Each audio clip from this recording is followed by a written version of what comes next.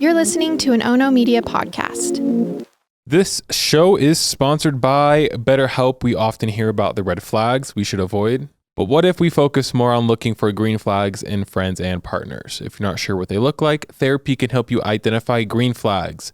Actively practice them in your relationships and embody the green flag energy yourself. Whether you're dating, married, building a friendship, or just working on yourself, it's time to form relationships that love you back. Honestly, you guys, therapy, go get it done.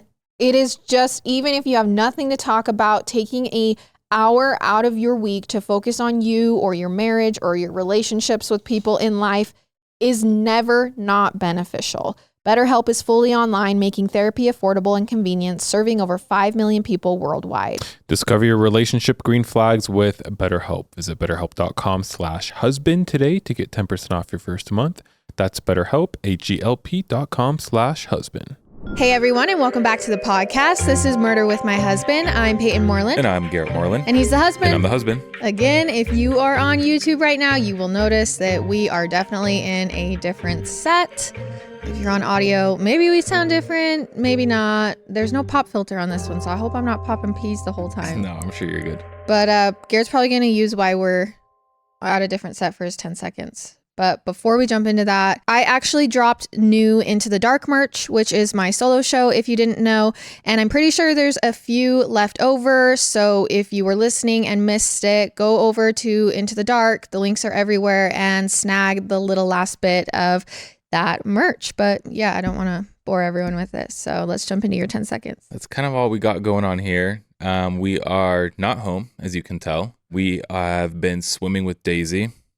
So she's been living it up the last couple of days. Yeah. Best day of her life. She's been crying 24/7 because all she wants to do is swim 24/7. She literally, second she wakes up, runs to the door. It's getting out of hand. Yeah, I don't know what we're going to do. Yeah. We have a monster on our hands. But yeah, for 10 seconds, I have been getting a lot of questions about my hair transplant. Oh, yeah. Because Peyton posted some stories. I actually posted the picture of his eyes super swollen. Like swollen shut. It's a process. A lot of people have been asking me, messaging me about it. Basically, right now it's like a shedding phase. So for the next like a month and a half, my hair just kind of sheds. Doesn't look great. It's called like the ugly duckling phase.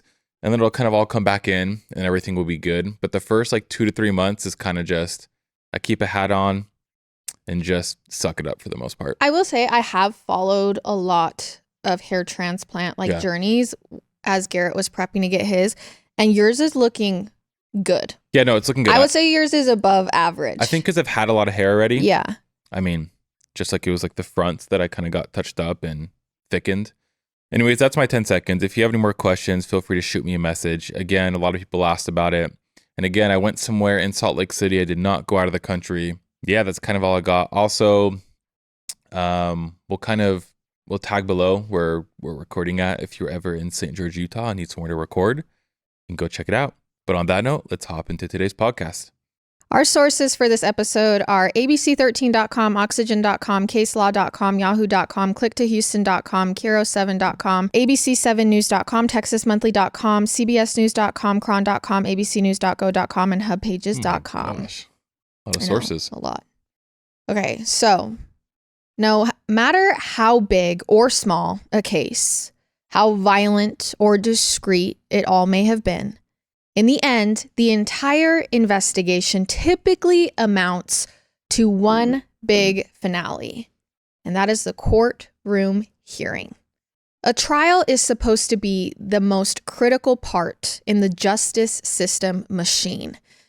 But at the same time, it's theater, right? And you hear Garrett talk about this all the time and how annoying it is. All the time. A good performance by either the accused, a witness, an expert, or more importantly, the counsel, can make or break a juror's opinion of the case. Was their lawyer convincing? Whose story was stronger? That of the prosecution or the defense? These are all things the jury has to keep in mind when they choose the fate, sometimes of someone's life.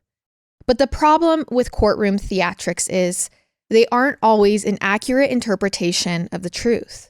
They're a best guess, and sometimes all it takes is an Oscar-worthy reenactment to convince a jury of guilt, wrongfully or otherwise. It's actually funny because just the other day, I think I asked you, why is sometimes there a judge and sometimes there is a jury?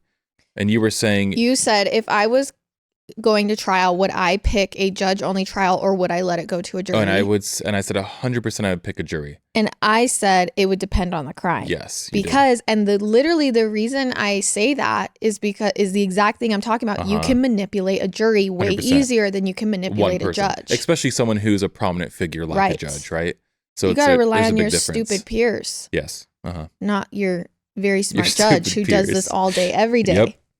So today we are headed to Houston, Texas, where Susan Wright is born on April 24th, 1976. Susan and her two siblings were brought up in an upper middle class household. Their mother was the textbook definition of a homemaker. She watched the kids every day, made everyone freshly cooked meals, and tended to the home while Susan's father would head off to work each morning. And Susan's father was a mechanical engineer by day and then a husband with a temper by night. Okay.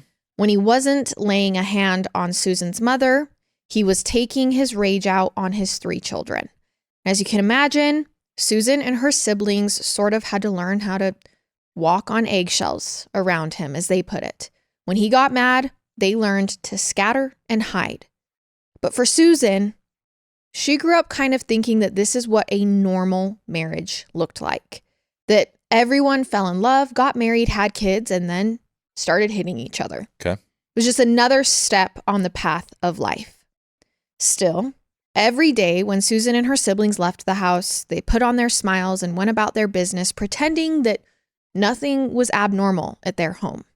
And of course, the weight of it all did end up taking a toll on Susan's grades, but as you probably know where this is going, the relationship with her father and how he acted at home most affected the way she sought attention from other guys.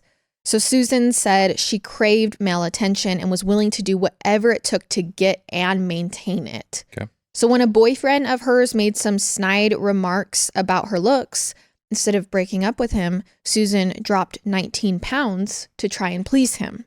And then during her senior year of high school, she realized she could actually make money this way by seeking attention of men, especially because she likes it. And so this is when she actually got a job as a dancer. What year are we in again? She was born in 1976, and Okay. now we're around her just graduating high school life. I figured you said that. I just wasn't sure if this was going like OnlyFans route or like dancer route. This is going dancer route, and not the type of dancers that we were talking about at UDA college competition. Yeah, different type. This was temporary for Susan, just a quick means to an end. Also, I didn't mean to make that sound like I don't support dancing as well, because I support everything. Get your bag, I man. support everything. So this, though, was temporary for Susan. It was just a quick means to an end. For the 8 weeks she worked as an exotic dancer, she stashed away her cash because she wanted to go to nursing school. Okay. Now, eventually, Susan had enough to begin her education and juggled that with her new job of working in a hair salon. So she danced just enough to rake in some dough, and then was like, I'll get a job at a hair salon and I'll start going to school. So she was just doing it to save up money, she's on the grind. cash away and try to, But those dreams of becoming a nurse were too time-consuming and expensive for Susan to stay committed to. So she ended up just quitting and working at the salon full-time. Okay. And then in April of 1997, the 20-year-old Susan went on a trip with one of her girlfriends to Galveston, Texas. And it was during that little vacation that Susan locked eyes with a 29-year-old man named Jeff Wright. Now, remember, Susan is 20. She's still very young. And he's 29? And he's 29. Okay, look. I don't know. Doesn't bother me. Okay. I'm just saying. Maybe when you're the type of girl who's trying to please a guy, even at your own expense. We've had stories where it's like 19 and like 50. So I'm saying. I know. We're going to compare. I mean, this isn't as bad. Correct. And I'm not even saying it's always bad. It's not always bad, but with the wrong personalities, this could be harmful. Yeah. Right away, the two became inseparable. Jeff appeared to be everything Susan wanted in a partner. He was kind, he was caring. He bought her flowers, he took her to expensive restaurants. And only a few weeks in, he was already telling Susan he loved her. I know that love can move fast, but sometimes, again, with the wrong personalities, this could be called love bombing. That's what I did to Payton. Yeah. No, I had to pull it out of him. Kind of true. So when she took him home to meet her parents, they actually loved him too. He talked about his dreams for the future, how he hoped to start his own carpeting and flooring business, that he would provide for their daughter, he would care for her. And Susan was smitten. So when Susan found out just a few months into their relationship that she was already pregnant, she wasn't panicking. She honestly was like, I love him. He's great. He treats me well. The pieces are kind of falling into place. But when she told Jeff, hey, I'm pregnant, he honestly seemed indifferent about the matter. He told her, I'll be fine if you want to terminate the pregnancy. I don't care. Now, this wasn't an option for Susan. She told Jeff she was keeping the baby. And in October of 1998, when Susan was just a month shy of delivering, the two were married in a tiny little ceremony right outside of Houston. But after their son Bradley was born, Susan says she saw something change in Jeff. Keep in mind, the two had only been together for about a year by the time they got married. So you're still learning things about people at that point, right? And now you have a baby and you're married, but you're still going to learn things. But what she was uncovering now, post-marriage and baby, it wasn't just like, oh, I learned that he leaves the sink on while he brushes his teeth. It wasn't good. Okay. Suddenly, Explain. Jeff began getting nasty with Susan. He often called her names and criticized her weight after she gained a few pounds from her pregnancy. Wow. And when she was suffering from postpartum depression with their son, Jeff refused to let Susan take the medications that her doctor had prescribed to her. Okay. He said, quote, suck it up and do your job. So from there, he supposedly only got more and more controlling over Susan. It was kind of this downward spiral. Susan said she could only leave the house to make quick trips to the grocery or drugstore or to visit her mother. But if she was ever gone for more than 2 hours, she would not hear the end of it. Interesting. When she told Jeff she wanted to start taking college courses again, he was like, absolutely not. So Susan snuck away one night to the college campus to see if there was an online course that she could take from home. But when Jeff found out that she had done this, he began accusing her of cheating on him, calling her horrible names. And there were also things about Jeff's past that were now coming to the surface in this new marriage. Like the fact that just a year before she met Jeff, he had pleaded guilty to felony drug possession. Oh, wow. Now, according to some sources, this wasn't a big deal. Well, it wasn't a one-off event. Apparently, he didn't tell her, but Jeff had had a pretty rocky past when it came to drugs and alcohol, particularly in his high school years. Yeah. And apparently, Jeff's past was back to haunt them both because not only was Jeff smoking marijuana almost every single day, which I know a lot of people do. But on top of that, Susan said, as she's trying to raise this baby and suffering with postpartum depression, and he's super controlling, he would go out drinking and doing harder drugs. I see what you're saying. All at night, and then would come home angry because the drugs were making him angry. And she doesn't really have any family she can go to, like escape, correct? Well, yeah. I mean, it's like living with her father all over again. Like, what is she? This is what her home life looked like. Susan also claimed that when Jeff was in this state, he began physically abusing her. This was something that got even worse when they moved into a new home by the year of 1999. That's when Susan said every little thing began to set Jeff off. If there was a problem with a client, or if the utility bills were too high, or if dinner wasn't cooked exactly how he liked it, he would fly off the handles. And the abuse never let up. He was kicking, punching, throwing her up against walls and windows. On one road trip to see his parents, That's insane. Susan said Jeff slammed her head into the dashboard while they were driving, and the child was in the back seat. And Susan kept all of this to herself. This is what she'd always done. I mean, you have to realize she grew up in this environment and kept it a secret as well. We talk about DV a lot. I feel like a lot of our cases involve DV. I mean, we kind of say it every time. It's so hard to pipeline to get out of. Yes. Like, you obviously want to tell the person to get out of it, and they know it. they know, but it's just the trauma and the manipulation and just Actually, everything that involves it is wild. Garrett and I were just talking about this last night. Yeah. Domestic violence really is one of those things that you should not be judging until you're living that experience, because we can't put our mind where And it's hard. I would say probably before we started this podcast, I would just look at, usually, males too, but usually it's a female in the DV situation. Mm-hmm. I would just look and be like, what are they doing? Just leave. Yeah. Just go somewhere. Just get out. And yeah, obviously it's easy to say that, but there's you realize how even more complex. There's just layers to it. There's a lot to it.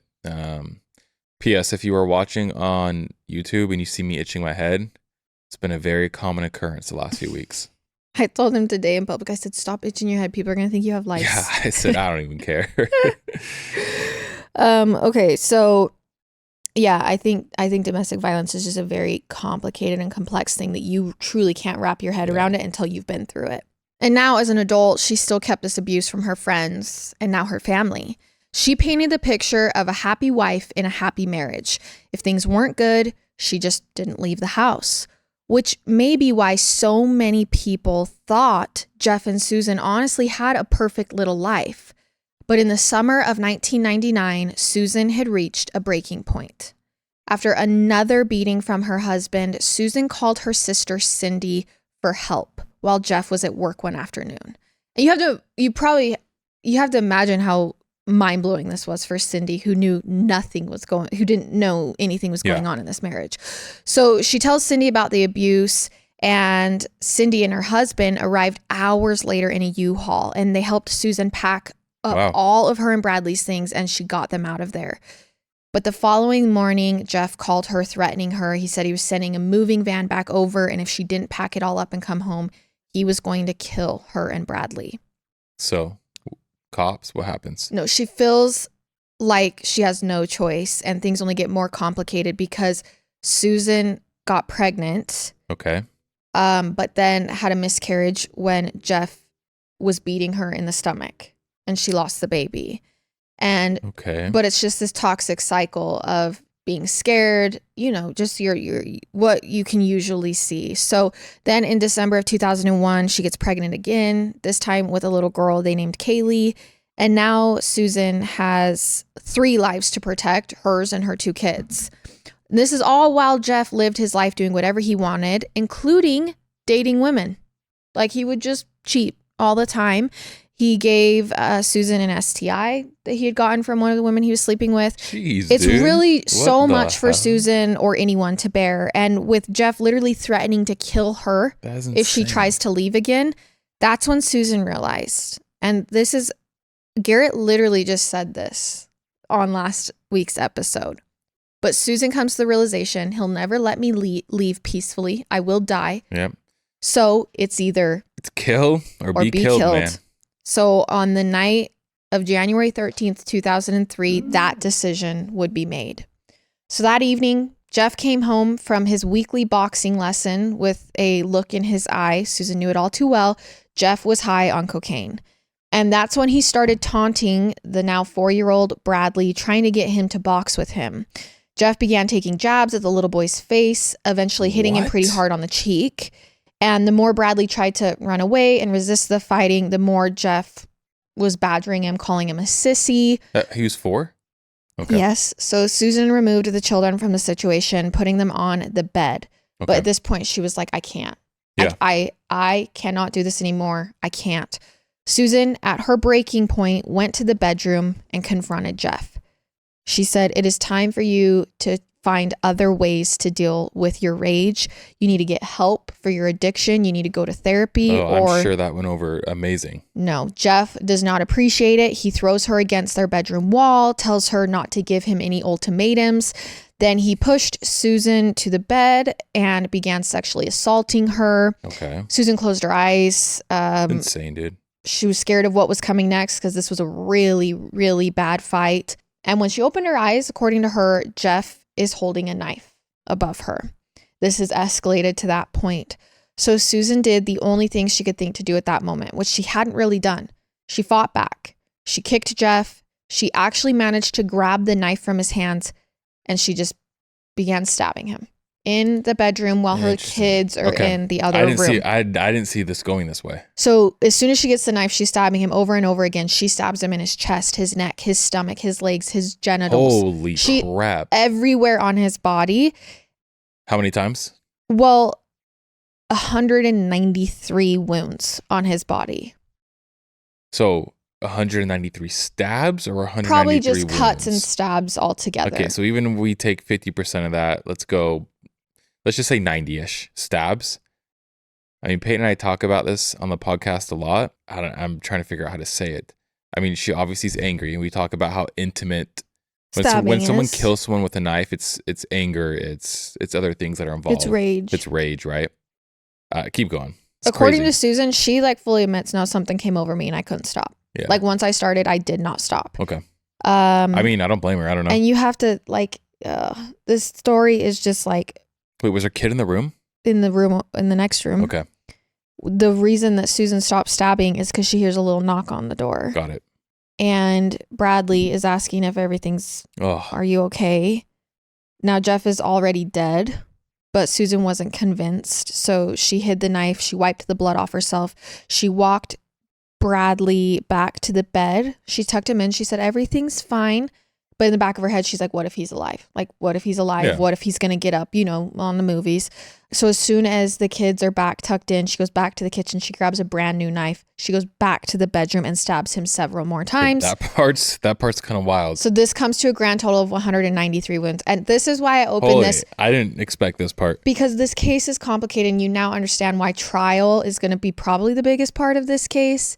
Because you do have a woman who was threatened, who probably did feel like she was fighting for her life. I mean, for sure. But is this self-defense? Is 193 wounds? Can you argue self-defense in court? Does it matter if it's self-defense? I mean, well, that's why you're not on the jury. I mean, does it matter if it's a mix between self-defense and also being angry?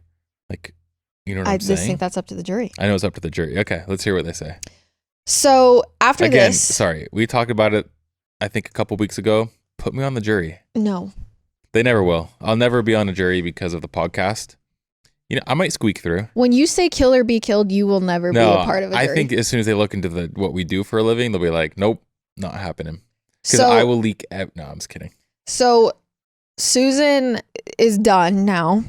And she's like, oh. What do I do? Now what? Yeah. How is she going to clean up this mess? Get her husband out of the house without anyone knowing? The only thing she could think of was a dolly that they had outside. So she goes out. She didn't call the police? I told you this case is going to be complicated. Okay. I'm trying to just give you the facts as is. I'm trying to give you Susan's history and background and the reality of her life, but also give you how horrific this murder was. Okay. How she had thought about killing him before. Does that make it premeditated? Even though it was self-defense, it is so complicated.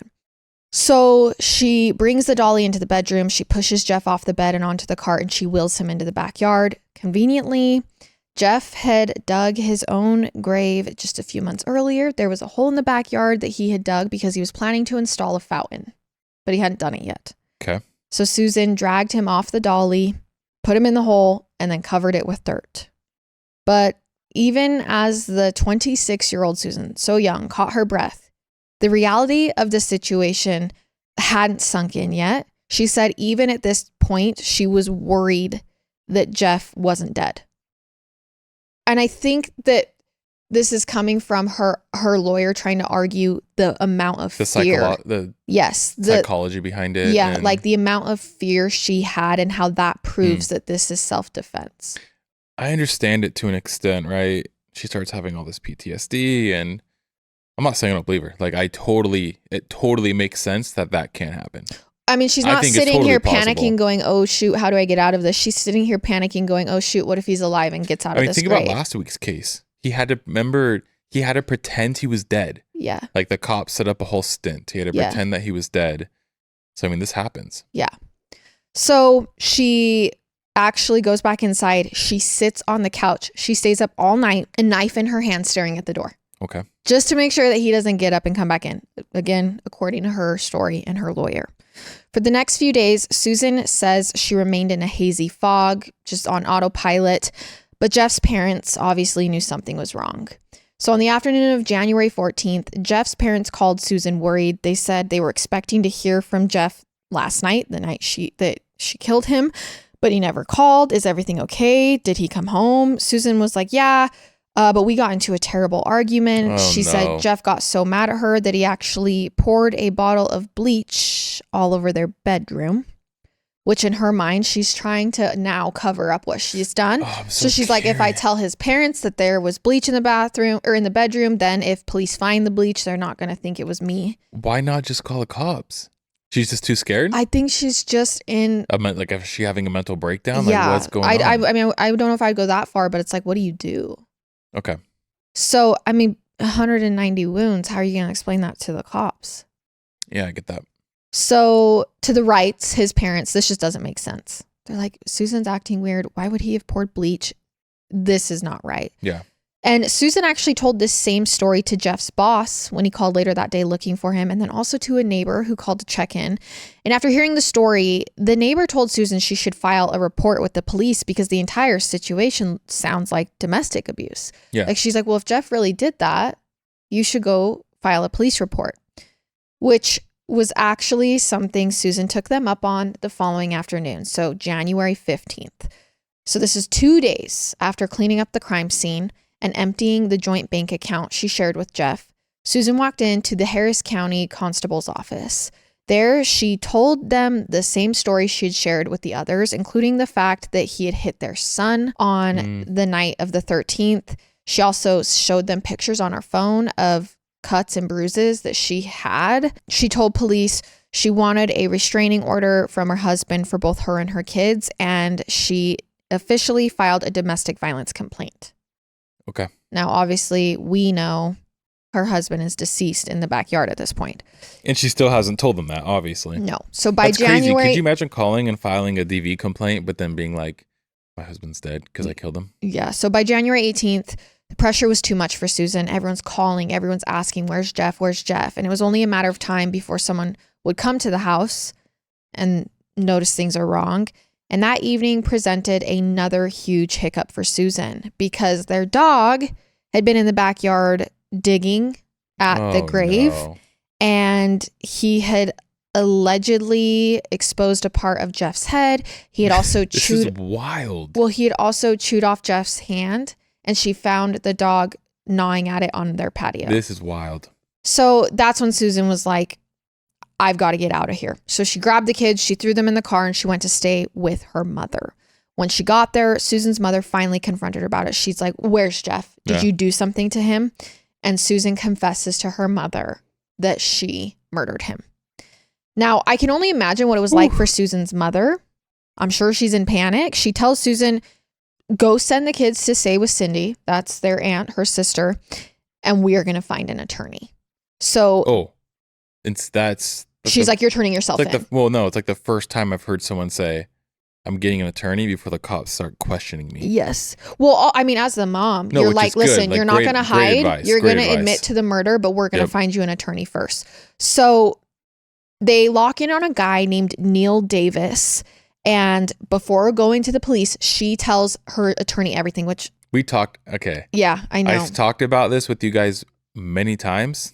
All of you attorneys and lawyers who have... But we don't want a murderer sent me DMs. Getting an attorney before, but you also...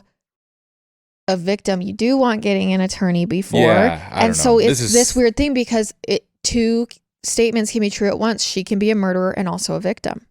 That's true. I guess I was referring to something different when I asked them about attorneys lying and the attorney's not going to lie. No, but I'm saying I guess it's a different situation. Yes. Because it's who we think is probably the quote unquote good guy in this story. Even though she killed someone, she's technically it's the a twisted good story. guy. Yeah. So Neil Davis, she tells him everything. She's listen, like, I don't know what to tell you. Not only did I kill him, I stabbed him 197 times. I snapped. She's like, I snapped. Enough was enough. I could not take it anymore. She said, I thought he was going to kill me and the kids if I didn't kill him first. So only hours after confessing everything to her mother and attorney, Neil Davis was walking into the Harris County District Attorney's office, and he said, if you go to the address, you will find a dead body in the backyard. Now, when the police pushed for more details, Neil said, nope, attorney-client privilege, but hey, when a lawyer says there's a dead body somewhere, the police are going to go. So he's like, I'm not telling you any details, but I'm just letting you know this is us officially turning in that a crime has been committed. So smart that. But he doesn't make her go in. So smart. The police do. They send a team down to the home, and sure enough, after barely scanning the backyard, they found him partially buried. His head, his arm, and shoulder at this point were exposed. He's also completely naked, aside from the neckties around his wrists and a sash from a bathrobe that was tied around his ankles. It doesn't take much for them to realize, okay, this is obviously the homeowner. I mean, they looked up the home before they went, 34-year-old Jeff Wright. But of course, they know that Jeff has a wife and kids, and they're missing. So the police let themselves into the home because it's empty. They let themselves in to investigate. And when they get to the primary bedroom, it looks like a tornado has hit. There is stuff everywhere. There's fresh paint, bleach, a giant piece of carpet has been cut out from the floor. Like, it looks like someone was trying to take every piece of evidence they could find, but didn't do a very good job. There's still blood on the curtains, the nightstand, the walls, and even more damning, detectives locate a receipt for 2 gallons of bleach, obviously for afterward, and a hunting knife in a pot outside that looked like it had been tried to be hidden, but it was obviously the murder weapon. I'm so curious to see what the jury says, like what conclusion they come to, because I know what conclusion I think I come to, but I could see the jury being swayed both ways, to be honest. So this whole thing's a disaster. Should be a pretty open and shut case when you consider the evidence. Like, they have enough evidence. And naturally, for murder, yes. But yes, I mean, obviously they're going to claim it's not a self-defense, question. so it's a completely different. They have giant hunch about who's done it, obviously. Yep. So they call the lawyer back and they say, any chance your client Susan Wright? And he's like, yep. And he says she will not be speaking to police, though, because she's been checked into a psychiatric ward at the hospital. The mental break that she has suffered and originally started on the night of the murder has not subsided. She's still not convinced that he's fully dead, and she still believes that he could come for her at any moment. Holy crap. Okay. So this is wild. The police are like, oh gosh, is this a lie? This is the pros of getting a lawyer before you turn yourself in. Yeah. Because whether it's a lie or not. Well, then also now the DA has to be like, where do I go with this? Yeah. Like, where do I go with this case? She's in a mental hospital. Yeah. Because she still thinks her husband's going to kill her. Yeah. So the police are like, okay, we get Wow. what you're saying. And we get that this is obviously she's not denying the murder. So this is going to be a self-defense murder case. And also they discovered the injuries were so violent that the tip of the knife had actually snapped off and was still lodged inside Jeff's head. So she was stabbing his head. Holy okay. But they find something else in the autopsy that's going to throw a wrench into her case. Uh-huh. It's actually going to be a huge part of the debate.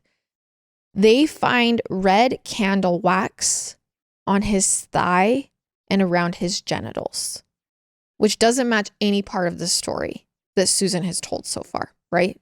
Yeah. So Neil Davis at this point released a statement on Susan's behalf stating that she had been abused by her husband Jeff for upwards of 4 years leading up to his death.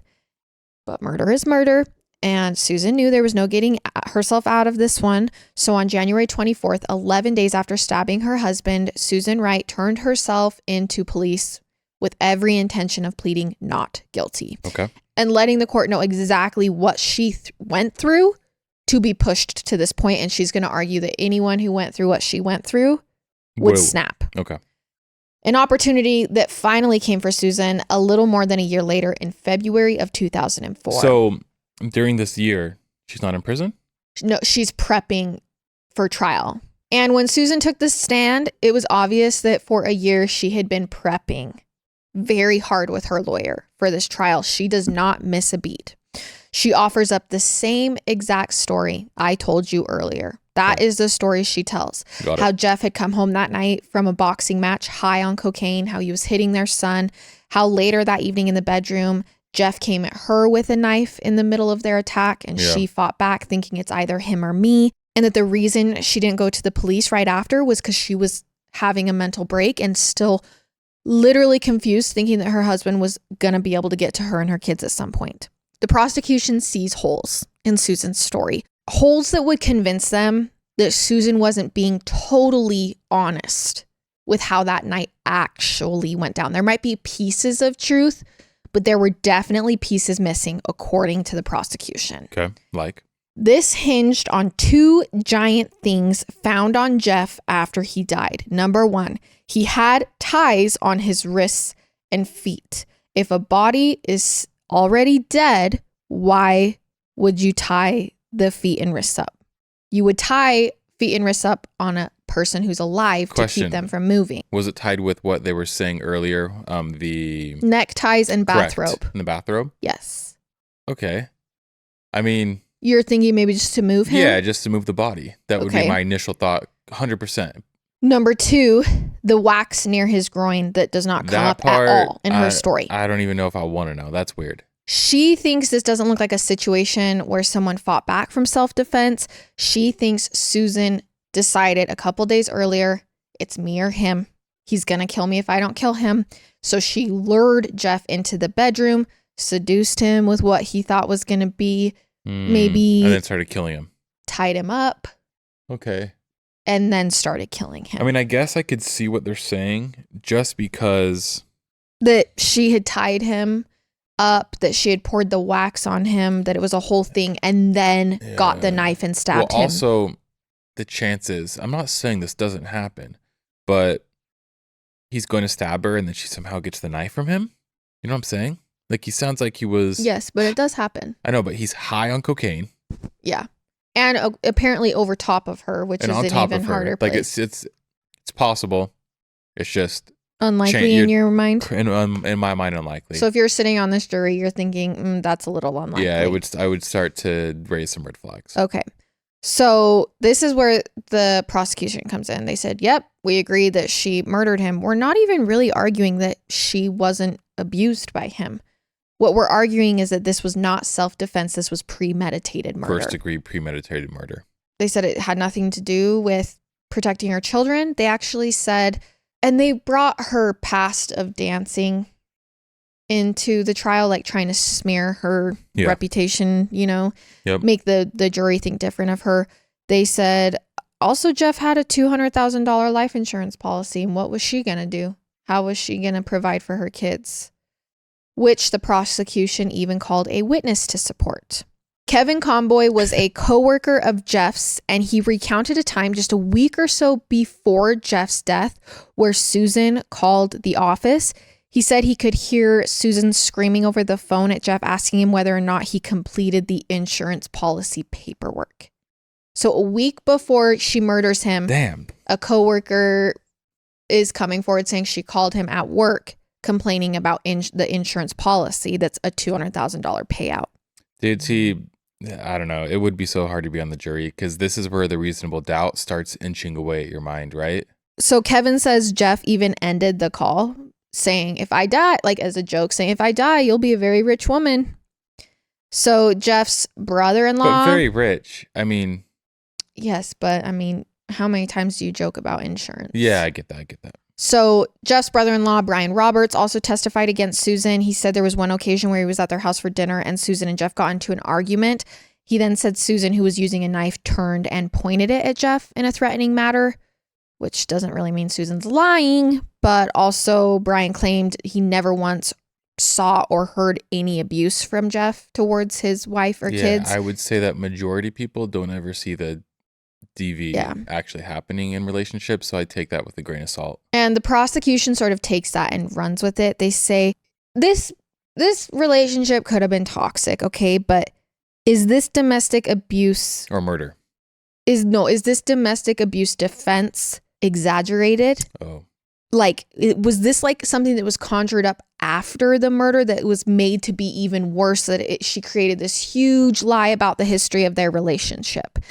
And because Susan didn't file a police report until after Jeff was dead, there's really no evidence like of her going to the police and filing domestic violence report or cops coming, you know how sometimes you have that evidence. Which I get, but again, doesn't mean it's not I take happening. it with a grain of salt because the amount of DV cases where people are actually filing police reports, it's a very small percentage. Well, so people come to Susan's defense. A neighbor testifies and says, no, I saw Jeff angrily physically grab Susan a few times. Okay. A few friends testified that she had shown up with black eyes to places claiming, oh, it was just a fall or kid accidentally hit me. Others said she was completely terrified of Jeff. Like they said, no, Susan was terrified.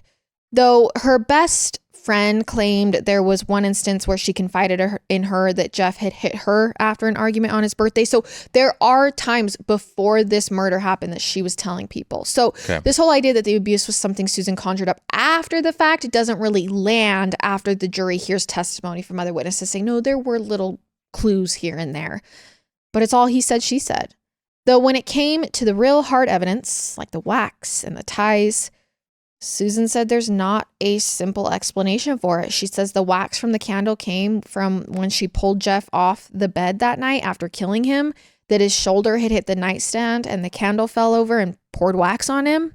She also said the neckties and bathrobes, she never used them to secure Jeff to the bedpost or tie him up. She said those are what I was using to secure his body to the dolly while moving him. I mean, they both got good points, man. Still, the prosecution had one more trick up their sleeve at trial, one more attempt at proving Susan wasn't telling the truth about what went down that night. And to pull it off, it required them to bring the Wrights' actual bed to the courtroom. And this is where I was saying theatrics and theater. Yeah. We see this with the O.J. Simpson trial. It's big, okay? So on the most shocking day of the trial, prosecutor Kelly Siegler had the Wrights' blood-stained mattress and bed set rolled into the courtroom.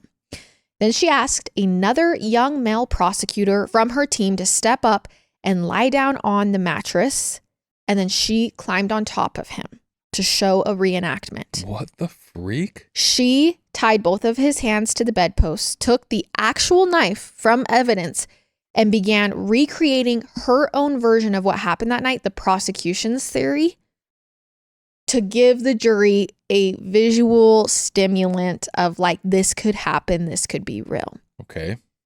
She said afterwards that the reason she did this was you have to make it come alive. This is a quote. You can't just sit in your chair and talk to the witness in the stand and discuss it theoretically.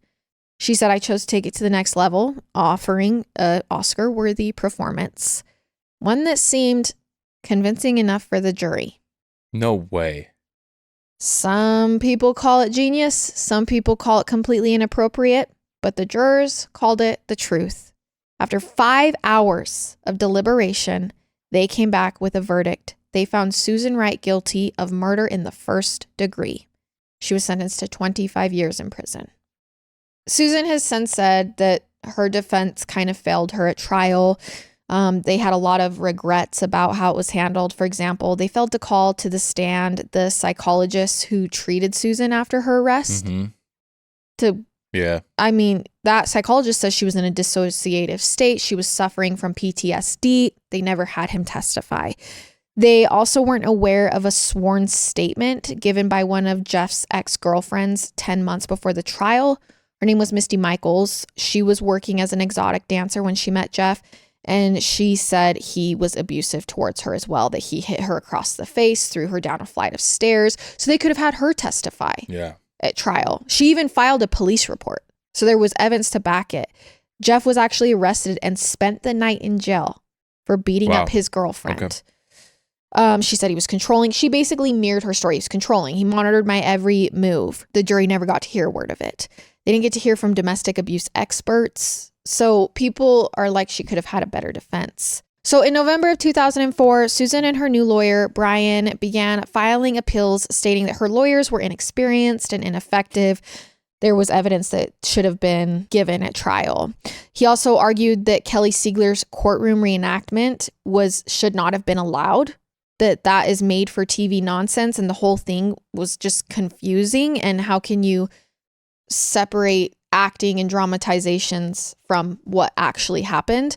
It took nearly 5 years, but after a judge also heard Misty Michaels' testimony, this is the ex-girlfriend, they granted a new sentencing hearing for Susan Wright. In 2009, a court ruled that Susan's counsel was in fact ineffective. They shaved 5 years off her sentence. Okay. So in 2020, after being denied parole twice, Susan Wright was released from prison. And so she's out. Yes. Up until 2024, Susan was on intensive supervision. She was required to wear a GPS monitor, had to attend anger management classes, but now she's a free woman. And we may never know for sure what happened in the Wrights' home behind closed doors on that night, but Susan said even jail was better than the way she was living before. And she put it to reporters saying, "Isn't it strange that I had to come to prison to finally feel safe?" And that is the case of Susan Wright. I think that, I mean, you're probably not going to express your opinion, but I'll express mine because it's what the listeners want. Oh my. I kind of think Susan's innocent. You wouldn't have had her serve any time. Okay. I know this is probably I think this Don't is you going think to, that's blurring the lines a little too much? it's hard. I'm pretty drastic as far as here are my thoughts. If you're abusing someone, what would you expect, man? To not be killed, Garrett. You shouldn't be abusing someone. I agree. It's the same reason, Also, you shouldn't steal, you shouldn't abuse someone. Like, there's things we just don't do in life, and guess what? this is if the one of them, self-defense thing is taken out. If he was on top of her with a knife, then that's self-defense. Okay, so you're saying you take that out? Did he deserve it? I don't know. If you're hitting girls and you're hitting your wife, And also, I'm not going to say you deserve how to many die, times but have we maybe. seen women in cases who are being abused, who don't kill their husbands and end up dead? And they get killed. It's like, what do you expect? It's a very complicated topic, and it's a very complicated Yes. thing to go to trial for. When a woman fights back to Yep. what I think is provable that he was Yeah. abusive. People saw it. His ex-girlfriend came forward and basically shadowed her statement. So I think it's pretty safe to say, Yeah. no doubt that he was abusive. But Interesting. you also, I mean, did she plan a murder? Yeah, I don't know. You can't just plan a murder and get away with it. It's just a complicated case, you guys. Obviously, I don't think that either of us are like 100% right or wrong. I think that this is one of those cases that is so far in the gray, it just depended on what jury she had. You know what I mean? But let us know in the comments what you think about it, and we will see you next time with another episode. I love it. And I hate it. Goodbye.